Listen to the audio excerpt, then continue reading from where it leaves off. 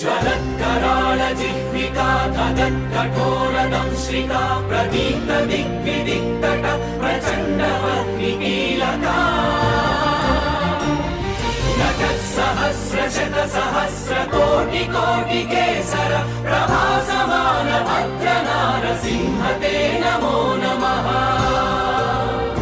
नारसिंह ते नमो नमः।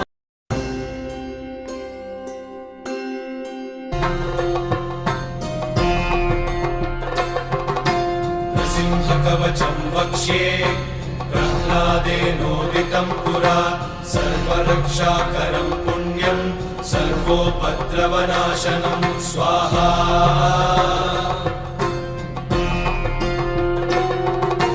सर्वसम्पत्करं चैव स्वर्गमोक्षप्रदायकं ध्यात्वा नृसिंहं देवेशं हेमसिंहासनस्थितं स्वाहा।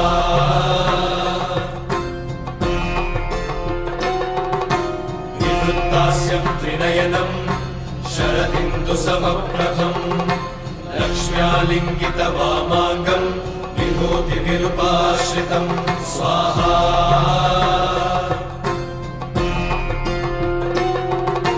चतुर्भुजं कोमलाङ्गं स्वर्णकुण्डलशोभितं श्रिया सुशोभितोरस्कं रत्नकेयूरमुद्रितं स्वाहा।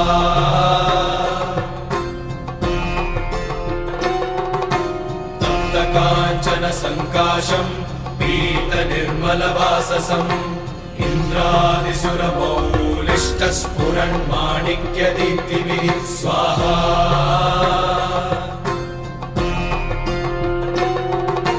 लीलाहितपदद्वन्द्वं शङ्खचक्रादिहेतिभिः गरुत्मता च विनयात् स्तूयमानं मुदान्वितम्